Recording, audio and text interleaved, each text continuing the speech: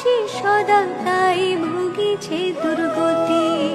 সতত কুক্রিয়া যত নর নারীগণ, অসহ্য যাতনা পায় দুর্ভিক্ষ ভীষণ।